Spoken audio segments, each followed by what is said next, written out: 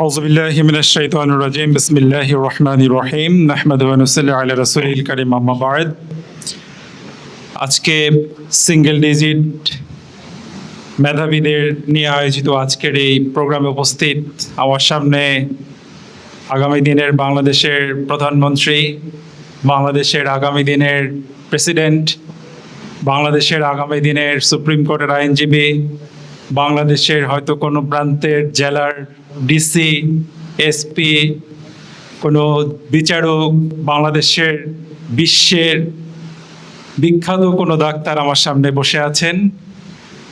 আমার সামনে যারা উপস্থিত আছেন আজকের এই প্রোগ্রামে সম্মানিত পঞ্চগড় জেলা শাখার সম্মানিত সভাপতি জনাব রাশেদুল ইসলাম, উপস্থিত আছেন পঞ্চগড় জেলা শাখার সাবেক জেলা সভাপতি আমার অত্যন্ত শ্রদ্ধেয় ইব্রাহিম খলিল ভাই সহ আজকের আয়োজকবৃন্দ এবং বিশিষ্ট সাংবাদিকবৃন্দ, অভিভাবকরা যারা শুনছেন সবাইকে আমার সালাম, আসসালামু আলাইকুম রহমতুল্লাহ। কেমন আছেন আপনারা? আমি কি আপনাদেরকে তুমি করে বলতে পারবো? অনুমতি নিয়ে নিলাম নাকি? কারণ আমি তো জানি না আমার সামনে কে বসে আছে। আজকে ঠিক তোমরা যারা এখানে বসে আছো, আজ থেকে 20-25 বছর আগেও আমি ওই জায়গায় বসেছিলাম এবং ইসলামী ছাত্র শিবির, একমাত্র বাংলাদেশ ইসলামী ছাত্র শিবির বাংলাদেশের একটা ছাত্র সংগঠন যারা মেধাবীদের ছাত্র সংগঠন, মেধাবীদের কিভাবে উৎসাহ দেওয়া যায়, মেধাবীদের সাথে লেগে থেকে তাদের কেরিয়ার নিয়ে চিন্তা করা যায়, এটা তারা চিন্তা করে। বাংলাদেশের সর্বপ্রথম মেধাবীদের A+ সংবর্ধনার আয়োজন করে বাংলাদেশ ইসলামী ছাত্র শিবির। বাংলাদেশের আধুনিক বাংলাদেশের সর্বপ্রথম মেধাবী ছাত্রদের নিয়ে কেরিয়ার গাইডলাইন কেন্দ্রিক যত প্রোগ্রাম সেটা আয়োজন করে বাংলাদেশ ইসলামী ছাত্র শিবির। আজকে তোমরা হয়তো ক্লাস 9 পর্যন্ত এখানে আছো, তোমরা এরপরে SSC পাস করবে, অনেকে ইন্টারমিডিয়েট পাস করবে, করার পরে তোমরা যে বিভিন্ন বিশ্ববিদ্যালয়ে, মেডিকেলে কিংবা বুয়েটে বা ইঞ্জিনিয়ারিং বিশ্ববিদ্যালয়ে চান্স পাওয়ার জন্য যেসব কোচিং সেন্টার আছে বাংলাদেশের সবচেয়ে সুনামধন্য এবং লিডিং কোচিং সেন্টারগুলো পরিচালনা করে বাংলাদেশ ইসলামী ছাত্র শিবির। তোমরা রেটিনার নাম শুনেছো? রেটিনা, ফোকাস, কনক্রিট, এগুলো পরিচালনা করে বাংলাদেশ ইসলামী ছাত্র শিবির। এবং বাংলাদেশের মেডিকেলে 1 থেকে 10 যারা চান্স পায় দেখা যায় যে এর 90% রেটিনা থেকেই চান্স পায়। তো এটা নতুন করে মুখে বলার চেয়ে বাস্তবতা দেখে বোঝা যায় যে বাংলাদেশ ইসলামী ছাত্র শিবির হচ্ছে মেধাবীদের একটি সংগঠন। সম্মানিত উপস্থিতি, আমার আলোচনার সময় কম, যদিও সময় দেওয়া হয়েছে, কিন্তু আমি হয়তো 20 থেকে 25 মিনিটের বেশি আলোচনা করতে পারবো না। আমার কোর্টে যেতে হবে। আজকে শনিবার হলেও আজকে বিশেষ আদেশে আজকে কোর্ট হচ্ছে। শনিবার হলেও আমার একটা মামলা আছে, মামলা পরিচালনা করতে হবে। পঞ্চগড়ে এসেছে একটা বিশেষ মামলায়। আমরা ঠিক যেই সময় এখানে উপস্থিত আছি, আমরা সবাই সকালে নাস্তা করে আসছি না, রাতের খাবারটা আমরা খেয়েছি, অথচ গোটা বিশ্বের 4 কোটি শিশু, 1-2 লক্ষ 1-2 কোটি নয়, 4 কোটি শিশু গোটা বিশ্বে প্রত্যেক দিন ক্ষুধার যন্ত্রণায় না খেয়ে ঘুমাতে যায়, অপুষ্টিতে ভোগে। সেই দিক থেকে আমরা অনেক সৌভাগ্যবান না? গোটা ওয়ার্ল্ডের বর্তমান তথ্য অনুযায়ী 26 কোটি শিশু যাদের বিদ্যালয়ে পড়াশোনা করতে যেতে পারে না, 26 কোটি শিশু। তো সেসব শিশু বা ছাত্রদের চেয়ে আমরা অনেক সৌভাগ্যবান না? এই জন্য আমরা মহান আল্লাহ রব্বুল আলামিনের দরবারে শুকরিয়া আদায় করি সবাই আলহামদুলিল্লাহ। অন্যান্য ধর্মাবলম্বী যারা আছি তারা আমাদের ঈশ্বরের শুকরিয়া আদায় করি। সম্মানিত উপস্থিতি, আমার আজকের আলোচনার বিষয় হচ্ছে সমৃদ্ধ বাংলাদেশ গড়তে মেধাবীদের ভূমিকা। বাংলাদেশের যে কি অপার সম্ভাবনা, এটা তোমাদের মাথায় কতটুকু আসবে আমি জানি না। তোমাদের একটা ছোট্ট একটা রিপোর্ট বলি। 2005 সালে বাংলা একটা গবেষণাপত্র বের হয়েছিল, গোল্ডম্যান স্যাক্স, এটা হচ্ছে ইংল্যান্ডের একটা বিখ্যাত গবেষণা প্রতিষ্ঠানের জিম ও নিল, একজন বিখ্যাত অর্থনীতিবিদ ছিলেন। সে একটা গবেষণাপত্র বের করেছিল 2005 সালে। সেই গবেষণাপত্রে উনি বলেছিলেন যে আগামী 2040 সালে গোটা বিশ্বে অর্থনীতিতে কারা কারা নেতৃত্ব দিবে। আমার কথা বোঝা যাচ্ছে যে আগামী 2040 সালে গোটা বিশ্বকে অর্থনীতিতে কারা কারা নেতৃত্ব দিবে। তো এইটার জন্য উনি একটা গবেষণাপত্র 2005 সালে বের করেছিলেন। এখানে প্রথমে 5টা দেশের নাম উনি উল্লেখ করেন যে এই 5টা দেশ হচ্ছে আগামী 2040-তে গিয়ে বিশ্বে নেতৃত্ব দিবে। এদের নাম উনি দিয়েছেন ব্রিক্স। ব্রিক্সের নাম শুনেছো তোমরা? ব্রিক্স এটা কয়েকটা দেশের নাম রিপ্রেজেন্ট করে, BRICS।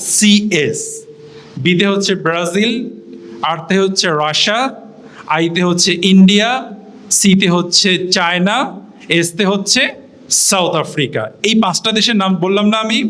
এই 5টা দেশ আগামী 2040 সালের মধ্যে গোটা ওয়ার্ল্ডকে অর্থনীতিতে নেতৃত্ব দিবে। এখানে একটা মজার জিনিস উঠে আসছে। এই জিম ওনিল উনি চিন্তা করলো যে এই 5টা দেশের বাইরেও আর কিছু দেশ আছে কিনা, এরপরে কারা। উনি তখন ওনার গবেষণাপত্রে খুব ইন্টারেস্টিংলি আরও 11টা দেশের নাম ওনার ওই গবেষণায় উঠে আসছে যে এদের পাশাপাশি আরও 11টা দেশ আগামী 40 সালে অর্থনীতিতে নেতৃত্ব দিবে। আরও 11টা দেশের নাম উঠে আসছে। তোমাদেরকে কি বিশ্বাস হয় যে ওই 11টা দেশের মধ্যে বাংলাদেশের নাম আছে? আমরা আগামী 2040 সালে গোটা ওয়ার্ল্ডকে নেতৃত্ব দিব অর্থনীতিতে। এটা 2005 সালে জিম ওনিল বলে গিয়েছে। আমাদের যে অর্থনৈতিক প্রবৃত্তি 1980 সাল থেকে গ্র্যাজুয়ালি যে আমরা ডেভেলপ করছি, আমাদের যে অর্থনৈতিক চাকা যে গতি 1980 সাল থেকে, আমাদের এই যে এক সময় আমাদেরকে বলা হইতো যে জনসংখ্যাটা আমাদের সমস্যা, কিন্তু জনসংখ্যাটা আসলে সমস্যা না, এটা আমাদের সম্ভাবনা। আজকে বিশ্বের যারা অর্থনীতিতে নেতৃত্ব দিচ্ছে সবচেয়ে বড় বড় দেশ, তাদের দেশে ইয়াং ফোর্স যাদের বয়স 0 থেকে 35, এই বয়সের ইয়াং ফোর্স যুবকদের সংখ্যা মাইনাসে চলে যাচ্ছে।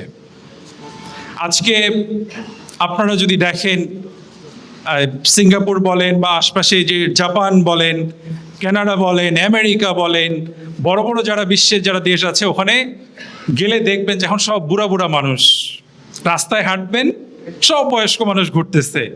এই যে এরকম ইয়াং মানুষ চোখেই পড়বে না।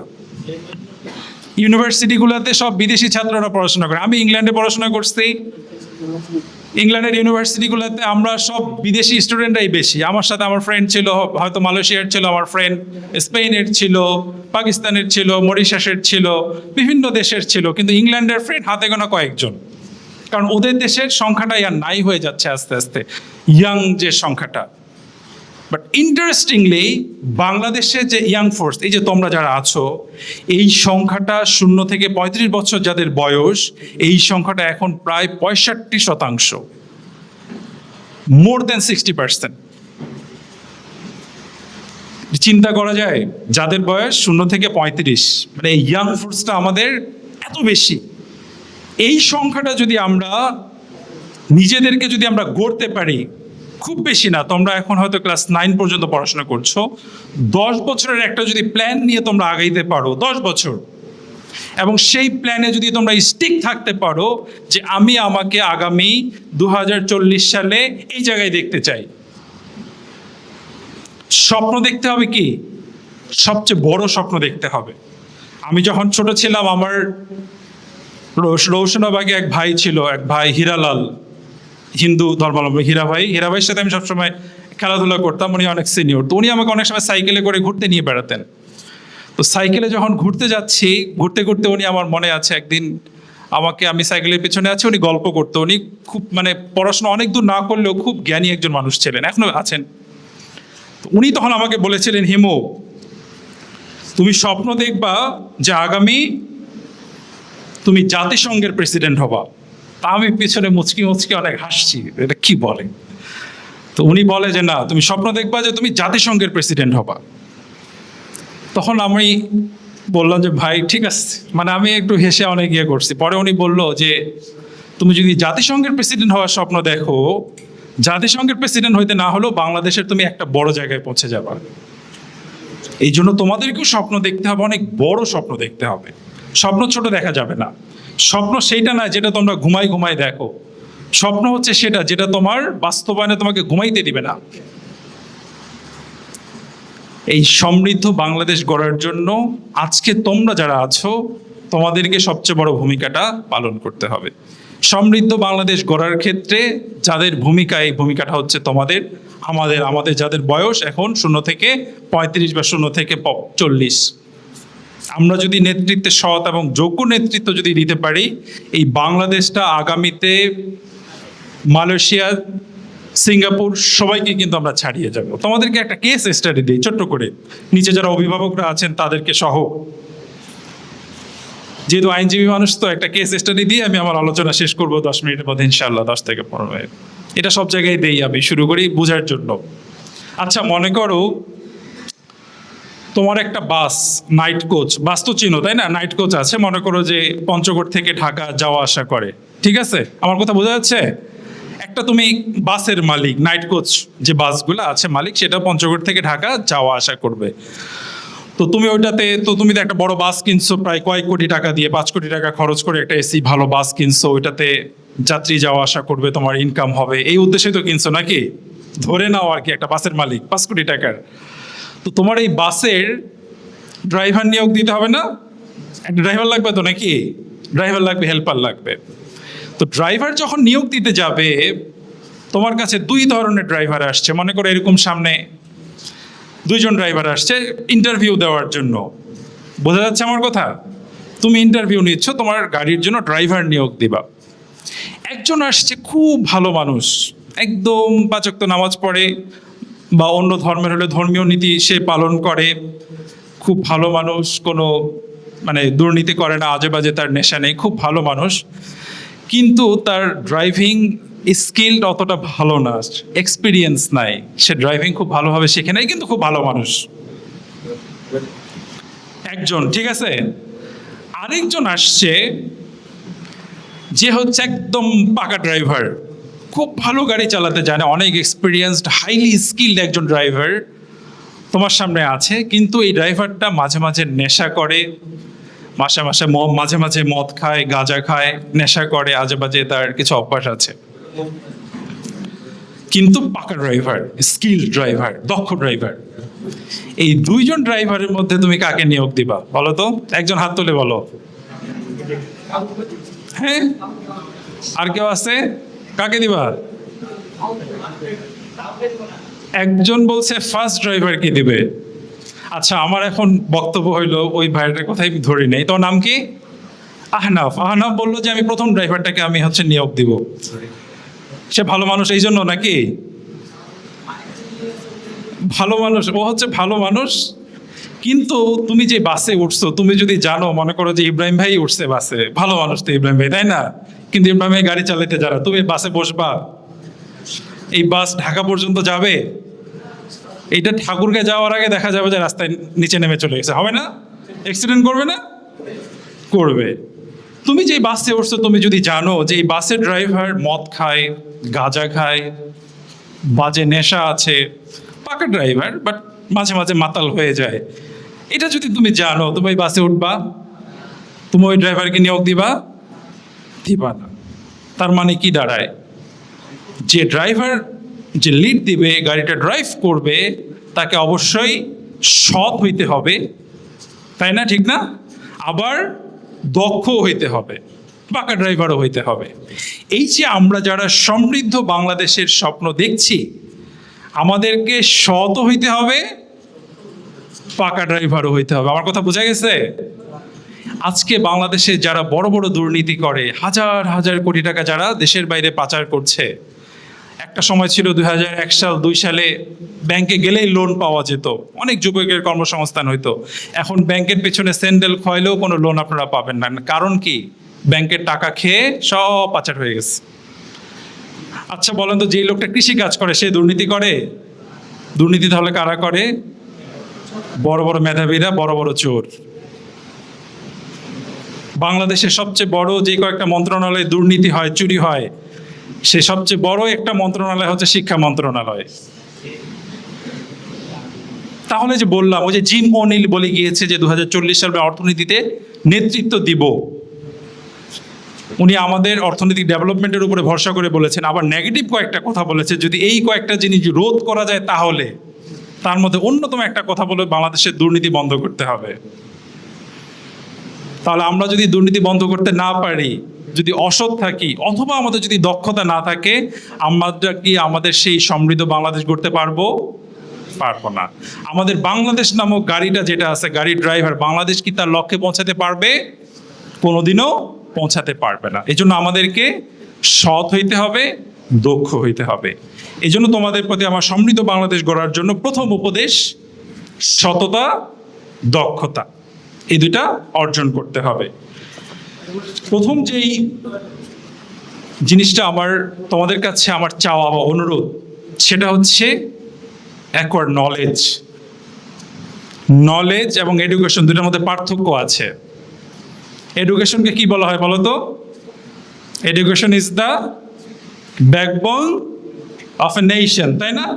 মানে জাতির হচ্ছে মেরুদণ্ড। মেরুদণ্ড ঠিক থাকলে তুমি সোজা হয়ে দাঁড়াতে পারবে, হাঁটাচলা করতে পারবে। এই জন্য এডুকেশন দরকার আছে, দ্যাটস এনাফ। ক্লাস 5 পর্যন্ত পড়লেও চলে, ক্লাস 10 পর্যন্ত পড়লেও ব্যবসা করে খেতে পারবে। কিন্তু বলা হয়ে থাকে নলেজ ইজ পাওয়ার, যে যত বেশি জানবে তার শক্তি তত বেশি। এই জন্য আল্লাহ রাসূল একটা হাদিসে একটা আছে, আর নাওমুন আলিমুন খায়রুম মিন ইবাদাতুল জাহিল, সম্ভবত, যে একজন যে জ্ঞানী মানুষ তার রাতের ঘুম, আর যে মূর্খ সে সারা রাত ইবাদত করলে যেই সওয়াব হবে, একজন জ্ঞানী মানুষ ঘুমাইলেও সেই সওয়াবটা হবে। তাহলে জ্ঞান অর্জন করাটা কত ইম্পর্টেন্ট। এই জন্য তোমরা এখন থেকে বই পড়ার অভ্যাস করবে। ফোন পড়ে, ফোন সবসময় ইউজ করবে না। তোমাদের জীবন ধ্বংস করার জন্য এখন এটাই যথেষ্ট, এই ফোনটা, স্মার্টফোন। আমি খুব ভাগ্য ভালো, আমাদের সময় স্মার্টফোন ছিল না। থাকলে মনে হয় হয়তো এই এতদূর আর নাও আসতে পারতাম। আমি ছিল না জন্য ভালো আছি, এতদূর হয়তো আসতে পারছে। কিন্তু এটা আবার ভালোভাবে ব্যবহার করতে জানলে আবার ব্যবহার করে, কিন্তু একটা নির্দিষ্ট সময় টাইম ফ্রেম বেঁধে দিতে হবে। নলেজ তোমরা অবশ্যই প্রথম যে কাজটা করো, যারা মুসলিম, জীবনে একবার হলেও হজরত মুহাম্মদ সাল্লাল্লাহু আলাইহি সাল্লামের জীবনীটা একবার হলেও পড়বে। পুরাটা পড়া যাবে ইনশাআল্লাহ, একবার হলেও পড়তে হবে। পৃথিবীতে যত বড় বড় মনীষী আছে, পৃথিবীতে যত বড় বড় সফল লিডার আছে, অন্তত 5 জন ব্যক্তির জীবনী পড়বে। পড়া যাবে?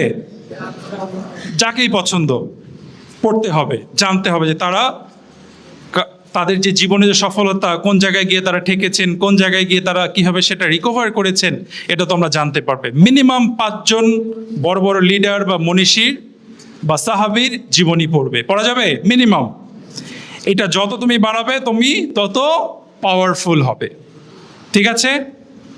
এই কাজটা যদি আমরা করতে পারি, তাহলে আমাদের যে সমৃদ্ধ বাংলাদেশ গড়ার স্বপ্ন দেখছি সেটা বাস্তবায়ন হবে। তাহলে প্রথমে কি বলেছিলাম? সৎ হইতে হবে, দক্ষ হইতে হবে। দ্বিতীয় কি বললাম? নলেজ অ্যাকোয়ার করতে হবে ডে বাই ডে।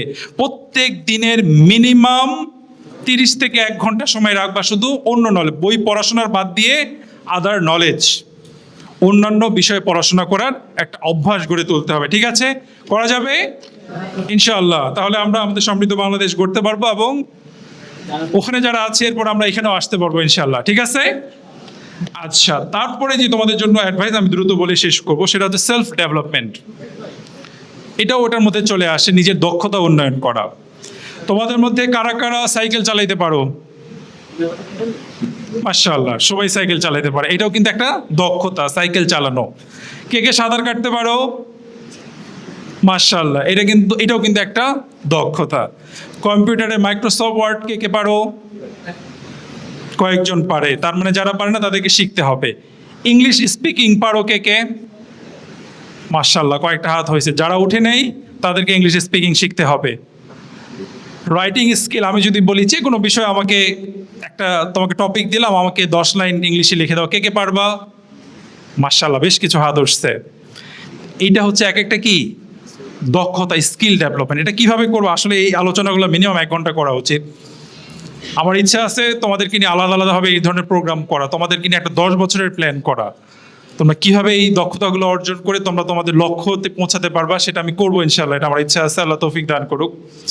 তোমরা একটা কাজ করবা সব সময়, হিন্দি বলতে পারো কে কে বলো তো?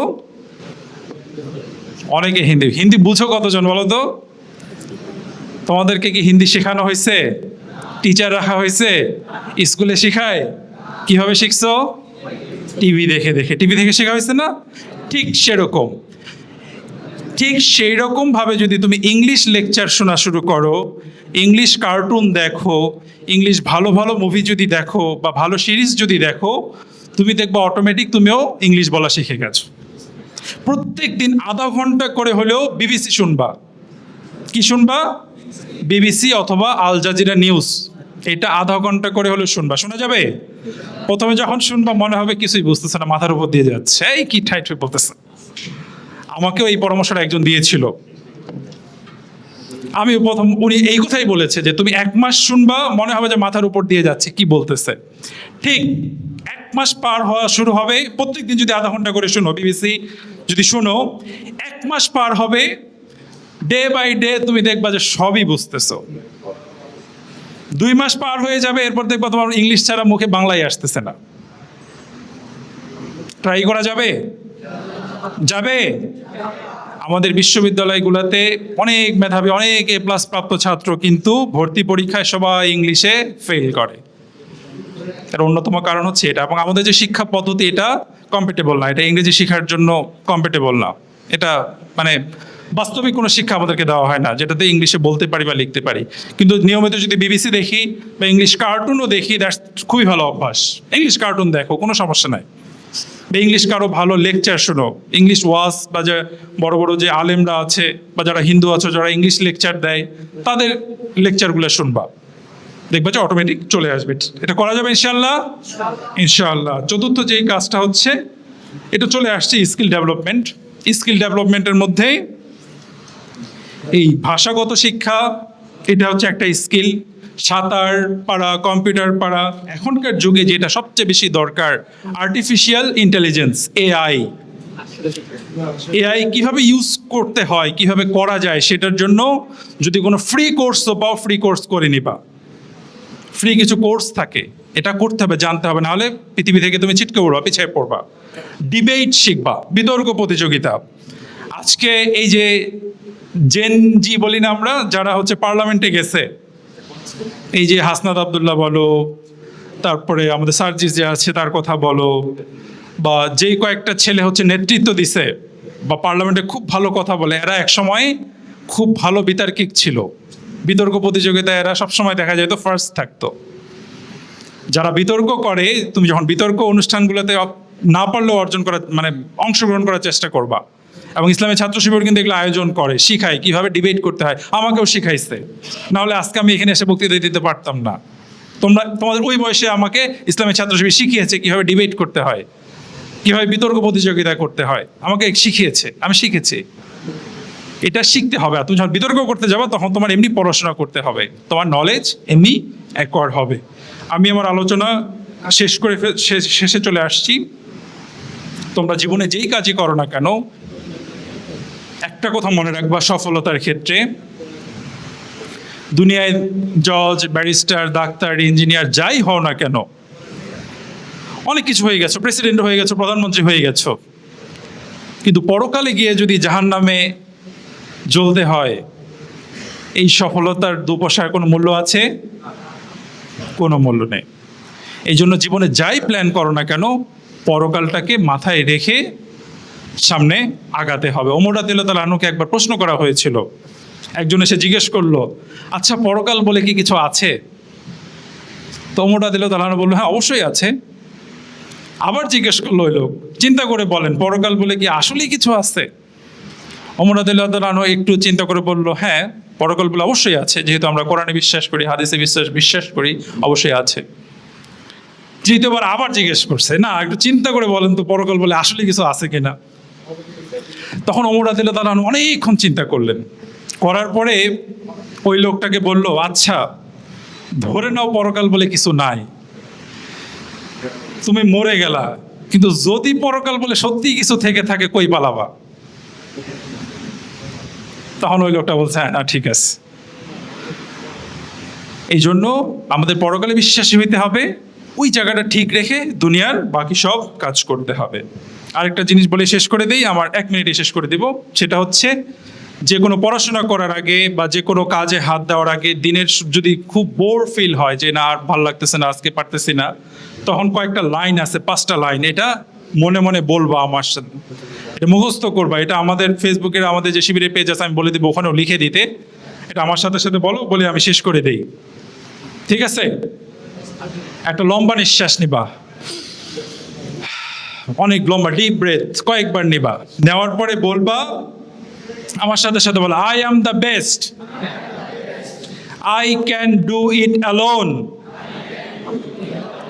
আল্লাহ ইজ অলওয়েজ উইথ মি,